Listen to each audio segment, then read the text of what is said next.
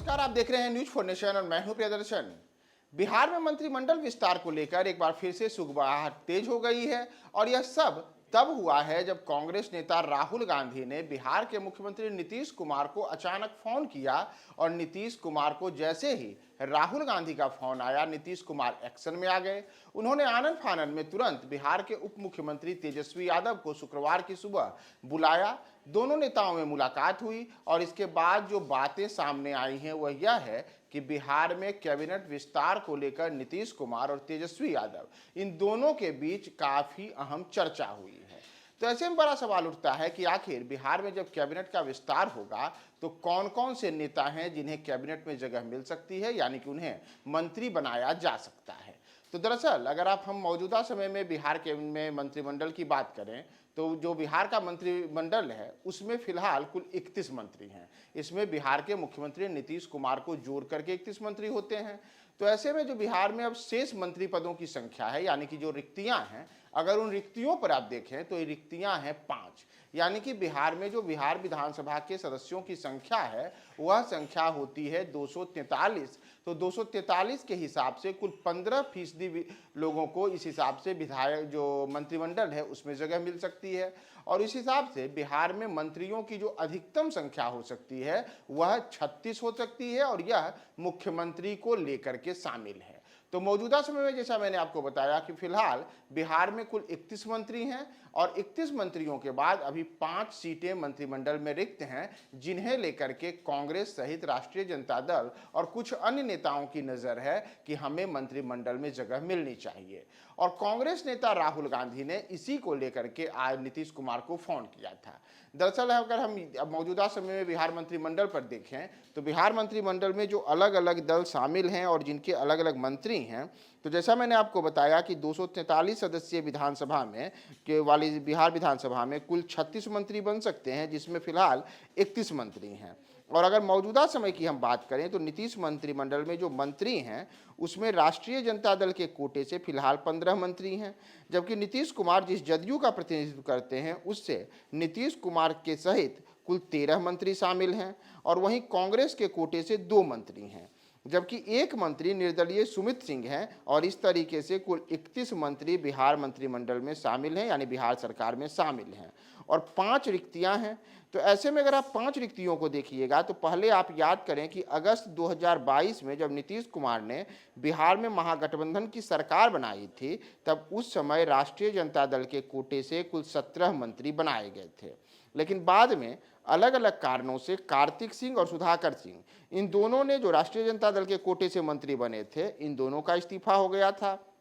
तो मौजूदा समय में जो बिहार में मंत्रिमंडल है और उसमें जैसा मैंने आपको बताया कि राष्ट्रीय जनता दल के कोटे से कुल 15 मंत्री हैं, तो राष्ट्रीय जनता दल के कोटे से पहले 17 मंत्री बने थे। तो इस लिहाज से 2 लोगों को तो मंत्री बनने के लिए राष्ट्रीय जनता दल का कोटा पहले से ही खाली है। वहीं अगर हम कांग्रेस की बात करें तो कांग्रेस के कोटे से फिलहाल 2 मंत्री हैं। और जैसा कांग्रेस की ओर से लंबे अरसे से नीतीश कुमार से मांग की जा रही है कि उनके बिहार में कुल अभी फिलहाल 19 विधायक हैं और 19 विधायकों के हिसाब से उनके लिए मंत्रिमंडल में कम से कम 2 और सीटें होनी चाहिए। यानी कि कांग्रेस का मानना है कि उसे कम से कम 2 और उसके लोगों को मंत्री बनाने की जरूरत है। और इसी को लेकर के कांग्रेस के शीर्ष नेतृत्व की ओर से चाहे नीतीश कुमार हो या फिर राष्ट्रीय जनता दल के सुप्रीमो लालू यादव हो, इन दोनों से अलग अलग समय में अलग अलग बात की गई है।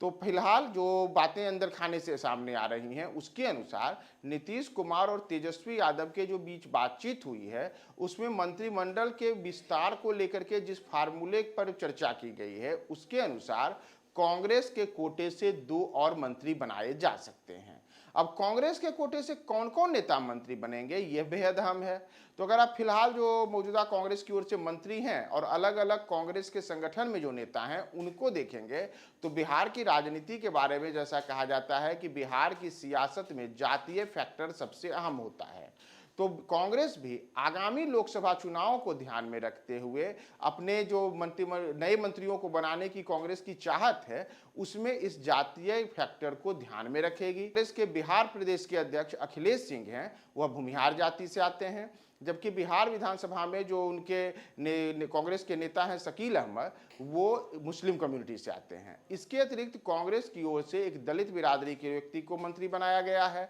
तो आगे आने वाले समय में कांग्रेस का मानना है कि उसके लिए जिन लोगों को मंत्री बनाया जाए उसमें बिहार के जातीय फार्मूले को भी ध्यान में रखा जाए और इसमें अति पिछड़ा वर्ग या फिर किसी एक सवर्ण को मंत्रिमंडल में जगह दी जाए, क्योंकि कांग्रेस के जो परंपरागत वोट बैंक रहे हैं उसमें सवर्णों को लेकर के कांग्रेस के प्रति एक झुकाव रहा है। इसके अतिरिक्त मुस्लिम बिरादरी से भी यह हमेशा से मांग रही है कि कांग्रेस की ओर से मुस्लिमों के लिए उचित प्रतिनिधित्व मिले। तो माना जा रहा है कि जो मंत्रिमंडल का विस्तार होगा और उस मंत्रिमंडल के विस्तार में जिन लोगों को कांग्रेस की ओर से जगह मिलेगी उसमें ये जातीय और सामाजिक फैक्टर को ध्यान में रखते हुए कांग्रेस अपने नाम को अंतिम रूप देगी। और इसी तरीके से जो राष्ट्रीय जनता दल है, जैसा अगर राष्ट्रीय जनता दल की हम बात करें तो जो मैंने आपको बताया कि राष्ट्रीय जनता दल की ओर से भूमिहार कम्युनिटी से आने वाले कार्तिक सिंह उर्फ मास्टर और राजपूत कम्युनिटी से आने वाले सुधाकर सिंह पहले ही मंत्रिमंडल से इस्तीफा दे चुके हैं।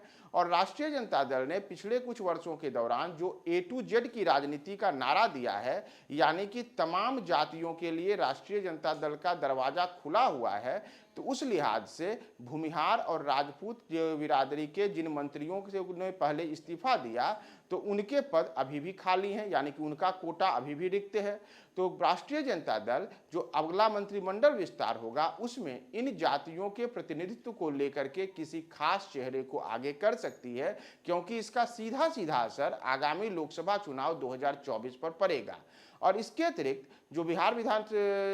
मंत्रिमंडल है और उसमें जैसा मैंने आपको बताया कि कुल 5 सीटें हो सकती हैं, तो इसमें जो एक रिक्तियां रहेगी उस रिक्ति पर बिहार के जो सत्ताधारी नीतीश कुमार की पार्टी जदयू है उसकी भी नज़र है। और माना जा रहा है कि जनता दल यूनाइटेड की भी कोशिश है कि उनकी ओर से भी किसी एक व्यक्ति को मंत्री बनाया जाए और इसमें भी इस फैक्टर को ध्यान रखा जाए कि इससे आगामी लोकसभा चुनाव के दौरान कैसे जदयू के लिए वह मंत्री या फिर उस मंत्री की जाति बेहद अहम तरीके से वोट बैंक को भी जदयू की ओर लाने में सक्षम हो, उसका ध्यान रखा जा सकता है। रहा है कि बिहार में मंत्रिमंडल विस्तार को लेकर के अंतिम फैसला 29 दिसंबर से पहले हो जाएगा और तमाम दल, चाहे जदयू हो, राजद हो या फिर कांग्रेस हो, वह बिहार के जातीय और सामाजिक फार्मूले को आगामी लोकसभा चुनाव 2024 में भुनाने को ध्यान में रखकर अपना अंतिम निर्णय मंत्रिमंडल विस्तार में लेंगे।